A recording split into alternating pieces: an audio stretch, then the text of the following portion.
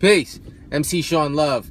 And I'm here in May. I know it's been a while, guys, and I'm sorry, man. You know, my life's crazy hectic lately, and it's been hard as hell for me to get time to do any kind of YouTube builds or video blogs about, you know, beat making or any of the above. But when something kind of occurs in hip hop, when there's like an event that you know gets me thinking, and I know that a lot of brethren that I have around the world that are deeply into hip hop are all thinking about the same thing, I always try to make it a point to, you know, get on and speak about it and share my opinions, you know, because you know, I feel like there's a responsibility on those of us that are like over 35, you know, old heads that have been listening to the music and participating in the culture for a real long time, to share our opinions. And I just kind of want to say right off the bat, in terms of Afrika Bambaataa and the whole situation with the allegations regarding, you know, all the different inappropriate sexual acts he was doing with minors, you know, male minors, and, you know, just all the unrest in the Zulu Nation and all the heads of the Zulu Nation and dudes popping up from, you know, the Bronx and, you know, from back in the day, you know, I was part of, and you know, Star and his entire investigation and just all the dialogue that's going on around about that. And I wasn't there, you know, I'm sorry, I'm not a member of the Black Spades, I never was. I know about the Zulu Nation strictly via being a hip hop head, and the Zulu Nation still being a presence in the late 80s when I grew up listening to hip hop. So, you know, early records like, you know, that I was listening to in the early 80s, it's one kind of rap music, but everybody knows it's my age, you know, like almost 40 or 40. You know that if you were listening to hip-hop music in the late 80s, like 88, 89, you know, 87, 88, 89, it sounded so much different that those records from like 1980 and 81, 82, 83, 84, the 85 sound archaic. You know what I mean? If for no other reason than the sampling technology came in and the production value of rap music went through the roof, and the topics that were discussed and the content just exploded in the mid to late 80s. So when you listen to hip-hop music from the late 80s and you listen to the early 80s, like when you're looking at something like Planet Rock, right? That's a totally different sound than the shit that you're listening to, that most of us identify with the golden era or the fundamental aesthetics of hip-hop music, you know, in the late 80s, early 90s. And you know, this is just the general consensus. It's not my opinion. So in other words, when I was coming up, and I'm 11 years old in 1988, and I'm a big fan of everybody from Rakim to Big Daddy Kane to Slick Rick, to basically everybody that wasn't whack as shit on Yo MTV Raps, and every single radio news station that or every single radio station that played hip hop or Rap Attack or any rap I get my hands on, right? Planet Rock was like the old school shit to guys like us in my age group, right? And honestly, that was always some gay shit to me. And that's no disrespect to homosexuals, but Planet Rock always sounded like some gay shit, like some dance music shit that you could play right next to, you know, other club music and house music and shit at the same time. And honestly, a lot of that was classified as by hip-hop heads like that's the gay shit. But you know what I'm talking about. I mean, we used to shit on R&B, shit on dance music, anything else that wasn't just hardcore hip-hop, be it conscious hip-hop, gangster hip-hop, style, like, you know, style, skill, style hip-hop, you know, anything that wasn't about bravado and strength. That shit was corny. It was gay shit. It was faggots. You know, like that was the attitude of hip hop. And I'm not coming up with it myself, because man, look, I spent 10 years of my life as a barber and a haircutter, and I know plenty of gay guys. A gay guy saved my job when I was 17. I have liberal views when it comes to gays, but when it comes to hip-hop music, I'm not going to sit here and make pretend that the emphasis on homosexuality was one of acceptance at the time when I was coming up. I mean, if anything, hip-hop or rap music could have been criticized for being homophobic, whatever that word means. Me personally, I want to take myself out of that bigotry and all that and those views. But I'm a white guy, you know, and the black community is a different thing, you know, so, and here's what I mean by that. There's no concern in my community about the emasculation of white men or the powerlessness or the inequalities socially of white men, right? So homosexuality isn't a threat to my community, and it's not something that I really overly worry about or overly think about, you know, and I definitely respect the human and civil rights of everybody I come into contact with. And that's really where my opinion begins and ends. Do I get weirded out a little bit about men butt fucking and stuff? Yeah, that's not my scene. But do I respect the rights of others to be either born how they are or choose what they choose, yes, absolutely 100%, you know. And with the Afrika Bambaataa discussion, people want to write the homosexuality out of it. But if this is like some secret gay cult shit where a bunch of people were gay and molested and this, that, and the other, and a crazy bedroom stories, you know, that's something that a guy that had hip-hop tattooed on his forearm, you know, has college degrees and has to show up to work or wherever I go for the rest of my life with hip-hop, the term that Afrika Bambaataa coined, right, on my forearm, I'd like to know about that. You know, if we were kind of like, you know, if it was some Adam and Eve, Adam and Steve stuff, like, let us know what we're a part of and what we're committing to. When you, and you know, that aside, you know, we're talking about, do I pronounce it pedestry or I don't have to say the word very much. And honestly, I only remember the word from Big Lebowski, the movie, when they called the guy a pederast because he was molesting kids. I'm totally against that. Completely 100%. I write off anybody who does it, and I don't want to be the one that helps them. I mean, there's a look in the fucking phone book, and I believe truly that it's a sickness, and it's something where you either got bad wiring, or maybe you were abused, or, you know, these folks that have these problems with this pedophilia, it's a sickness, it's an illness, and I respect the fact that it's an illness and a sickness. But when it comes to like being in my cipher, you know, if you're a pedophile, you got to go get fucking help and then come back later. You know what I mean? And we'll see where we stand as men. But if you're a pedophile or a pederast, then I'm immediately just completely like, all right, well, we can't roll together, and I can't ride with your nation or anything like that. I explained a little bit about my personal memories of Zulu, like, you know, coming up as a kid, I just kind of honestly looked at Zulu as just a watered down nation of gods and earths that were more accepting of other nationalities, you know, flat out. That's how I saw it, man. I mean, Q-Tip shouted it out in the record. I remember Planet Rock, old school OG DJs that, you know, would be sharing records with me or would leave stuff over my crib. You know, my dad had a small home recording studio, and I'd have DJs from Trenton in the area, and they'd leave their records, and Planet Rock would be one of them. They seemed to respect the record, but to me, it always just seemed like some pop shit or some gay shit or something, and I was never down with it, you know?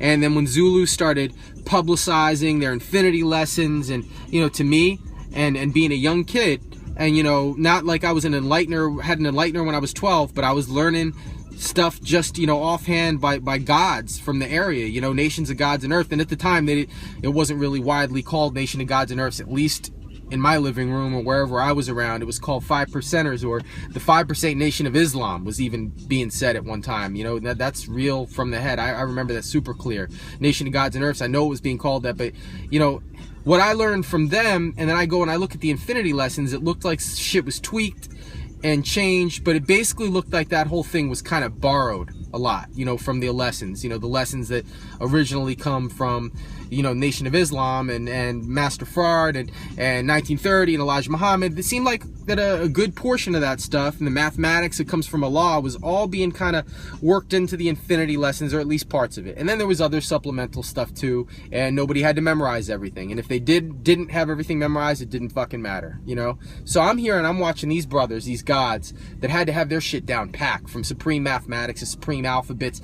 What's today's mathematics god? And they've got to say, they got to break down their universal flag. They've got to recite lessons from memory, and you know, and I'm learning what I can from them. This is before I went in to study myself, and I'm watching this and how the seriousness and the level of accountability that these guys had held themselves to, and you know, and that's in terms of the way they behaved, in terms of the way they tried to keep themselves right and exact, you know. And then I'm watching the Zulu Nation and how easy it is to get in, and you know how they're welcoming them. It's universal, Planet Rock, everybody on the planet. Come on, guys, this fresh off the Bronx press, you know, 3 years ago. Welcome, Planet. You know, that's cool. And you know, that was, I thought, a real nice, positive way to handle hip hop. You know, but as time passed, I started seeing that as a detriment for hip hop. You know, because that attitude about welcome everybody. You fast forward and you start seeing me like, you know, I'm looking at the 2000s and I'm dealing with people from like, say, Australia, and I'm running into people on the internet. You know, I'm dealing with the record label in Australia starting the 2000s as an independent artist, and I'm noticing these Zulu Kings and all these guys from Australia, and I'm like, oh, the Bronx to Australia, and oh, these guys are all, they were more serious about Zulu than I'd ever seen in the United States in my lifetime, you know, during when I was coming up. when I was in high school, you know, and in college, and when I left and I was out in area, black neighborhood, nobody gave the Zulu Nation. That was like a piece of ancient history in hip hop in the year 2005, 2010. Yeah, you could go to the, I've been to the reunions. I went with Tony D, the Night Wise Intelligent, and Rozzy High Power performed, and you know, everybody that a ton of people I respect were there, from Drez, Black Sheep to Tretch. It was the night that Old Dirty Bastard died, right during the reunion. It was in November of, I think, 2003, and they shut off the lights, and they're like, ODB died, and there was an announcement right during the reunion, and you could have gone and got a Zulu Nation membership for $50 or something. I mean, as I understood it, you fill out some paperwork and you mail in for it, and I don't know if you get your medallion or what, but I just knew that I wasn't interested in being a part of that nation because it was too damn easy to get into, you know? When I'm calling up as a guy in his mid-20s at that time, 10 years ago, and our, oh fuck, late 20s, 10 years ago, I'm calling up times when I'm 12 and 13 and remembering the gods in my living room that had their shit memorized and stepped in with confidence and ready to talk and argue and teach and really be about progression, you know, in terms of, you know, upliftment, you know, mental upliftment, you know, flexing those muscles and building those mental muscles to go and study other things and to really better themselves and better the people they considered their brothers, you know? And I didn't see that shit with Zulu. I saw more of a commercial, welcome world, universal thing to it, and the flavor of it was just off to me, you know? And then later in life, as recently as like a year ago, I'm dealing with some guy named Queen on the internet who's like, wants to diss my raps or my rap career. I don't give a fuck what you say about my rap career. You judge my records for what you want. You never heard of them. That's fine too. You look me up and you see my catalog, and if you can be impressed by how much work I've done and who I've worked with and all that stuff, or you can think that ain't shit. You know, you never made it, and that's fine. You can think either way about me, but when you don't treat somebody like me who's been in the culture for a long time and done a lot of positive work and tried to expose other artists, and you know, you look up my background and you got a guy on the internet kind of flaming me and trolling me or something, and I go to his webpage and there's all this Zulu Nation stuff, and then I get a call from another guy about this fella, and it's like, oh, that guy was in prison and he was raped and this and that, and it's just like all this kind of like sexual abuse, gay shit. And I have the emails that I sent. I actually sent an email to the chapter head out here where I currently live and said, hey man, you know, I've got a guy kind of blasting me publicly. I'm a business guy. I've got kids. I got a business, and he's like blasting me on Pace One's page from the outsiders. Pace One, who paid me a compliment, you know. And I reach out to this chapter guy, and that guy seemed like, you know, he didn't have two brain cells that he could rub together and make any magic, you know, and he never really replied to me or tried to make the situation right. But I just wanted to find out what the criteria was to enter the Zulu Nation, because I found it unbelievable that somebody that's coming in the name and representing a universal nation that's supposed to have pride and integrity and standards for behavior, you know, that's not the same kind of black nation that I'm used to seeing when I look at the historical Nation of Islam or my own experiences dealing with gods and earths. That's not the same kind of thing. It's not on the same kind of level of integrity or accountability. I always respected Zulu because it seemed like Bambaataa and others had knowledge of self based on their names. Historically, I'm looking at these guys and it's like, yeah, these guys had knowledge of themselves and they were seeking and exploring their origins in the world, and they were swimming their 9,000 miles, and I had to respect that. And they were, you know, engaging others, you know, and other people. But I think that was one of the worst things in retrospect, you know, because now hip-hop is watered down. You know, now anybody's welcome. You know, they don't have to recite anything. They don't have to memorize anything. They don't have to match up to any standard. They're just universal. Welcome on in. Come on in, guys. Anybody white, anybody this, anybody that, anybody gay, that's fine. You know, whatever. You don't have to even be about this shit. Just come on in. $50 a year. That attitude to me is something that's a little lower, you know, or a little bit less refined than I'd like to see from a nation that really represents a culture that's been as enlightening, as important as hip-hop, as we so call it now today, has been. If anything, I think that's helped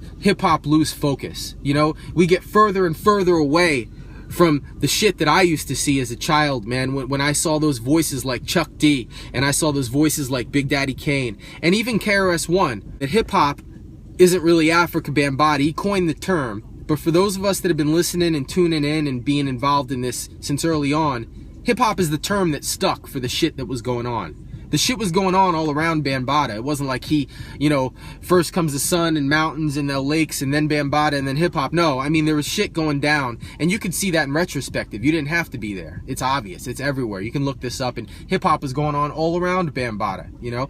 And so when you retrace your own roots, maybe if you're a member of the Zulu Nation, or if you're somebody who considers yourself a hip hop head, whatever that fucking means, right? You know, you don't have to worry about the fact that what you've participated in is equated to, you know, being a pederast or being a sexual abuser or anything like that. I mean, the thing is the fact is that this was popping up around everywhere at the time. And honestly, Bambaataa is responsible for some dance records and some other shit, but you know, when I think hip hop, I never think of shit like Planet Rock. I look at that as like a footnote or some kind of an oddity in the history of what rap music really turned out to be.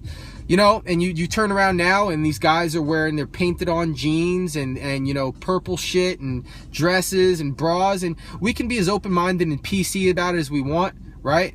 But the fact is, man, that this is turning into some pussy shit. It's turning into some stuff that I don't want to be affiliated with, you know? And it's not cool in the way that, like, the hair bands were cool. It's not cool in the way, like, punk rock counterculture was cool. Now, it's looking on some, like, you know, it's not looking gay in the type of gay that I respect. Like, hey, you're the gay guys that helped build up the neighborhood, and you're the gay guys that adopted the child, and you're the gay guys that are awesome, and I like being friends with you. High five. No.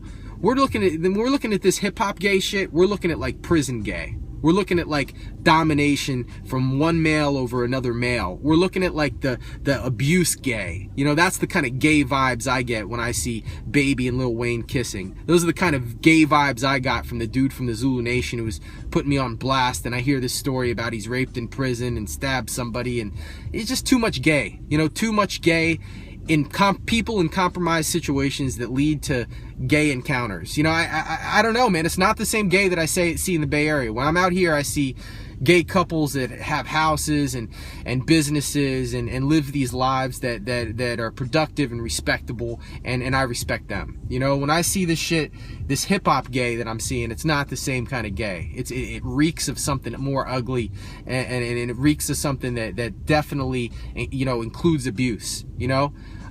And my heart goes out to every victim that Bambaataa or anybody else wrapped up in that whole situation ever touched or did anything with, and I applaud them for stepping out. But I think it's important, as people that care about this music and this culture, to really find a way to redefine it in the coming months and years after this crisis with Bambaataa and the Zulu Nation. You know, I'm comfortable calling it black music. So when hip hop's on my arm, I'm a white guy and I'll put fucking black music on my arm, you know what I mean, and rep that. In fact, I'd like that better, because when I started coming up, what I was doing was trying to do black music. There were black guys in my dad's studio, in my house. I loved what they did. I loved their charisma, and I wanted to be like them, you know, so I was doing black music. It wasn't until years later that hip-hop term really stuck, or I really paid attention or started identifying myself as a hip-hop head or something that came out of the mouth of Bambaataa. The black music was there the whole time, from the records we were sampling to the inspiration from other artists who were at the time 95% black. I'm comfortable being a white guy who does black music and appreciates and engages in black culture, and I'm comfortable saying that and doing it. I wonder how many of these crackers that are out there doing this under this universal hip-hop everything's accepted shit will be able to say, nah, I do black music and I respect that, and I have to follow the trends and the leads. Now I understand what Lord Jamar was talking about, you know, and I personally have an issue with being removed or excluded from hip-hop after having spent my life doing it. I personally have that issue. But now I understand what Lord Jamar was talking about. And you know, redefine it as black music, and I'll support it in every way possible, you know. But this hip-hop shit, I mean, it's got such a taint on it now, you know, and it's on my damn arm, and it's got such a taint on it now that I'll never be able to look back at it the way that I did as a kid. I'll never be able to hold it in the same regard that I did when these geniuses and these brilliant minds of the 80s and 90s were coming out and redefining the relationship with the common people and music and the messages that get to be communicated to a vast majority from people in the most compromised positions. That's what hip-hop is about. You know, that's what it's about to me. you know, and it's skated so far away from that into some gay zone, like the prison gay zone, and it comes to find out it's been in the fucking prison gay zone since day one, you know, and I hate seeing that shit.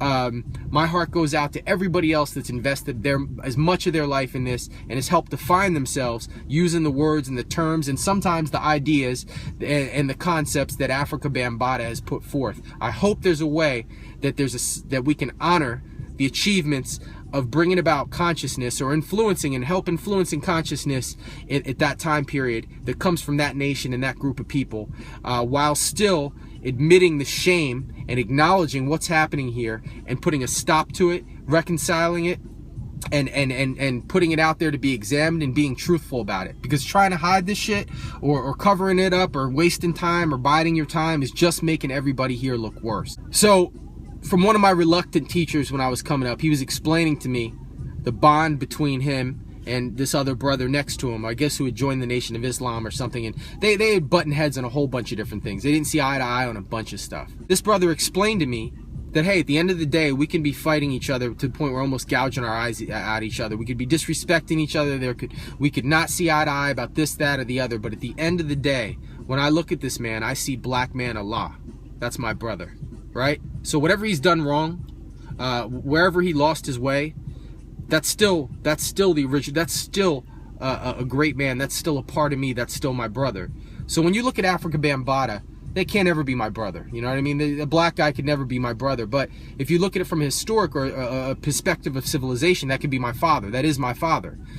What happens when your father is a pederast? What happens when your father is an alcoholic? You know? What do you do when your father's a thief? You know? That's still black man Allah. But we've got to deal with what's on the table here and what's been done and what's being said, because as somebody who really stands up for and represents the good things about this culture, I'd like to believe that people in a higher position than me, that are wiser than I am, can communicate a message about what's taking place here, whether it's Bambaataa himself or whether it's a collection of others from the Zulu Nation. But somebody needs to straighten this shit out, because right now you got eggs all over your faces, and you know what? It's leaking down to mine, and I expect better from the hip-hop community, you know? I love y'all.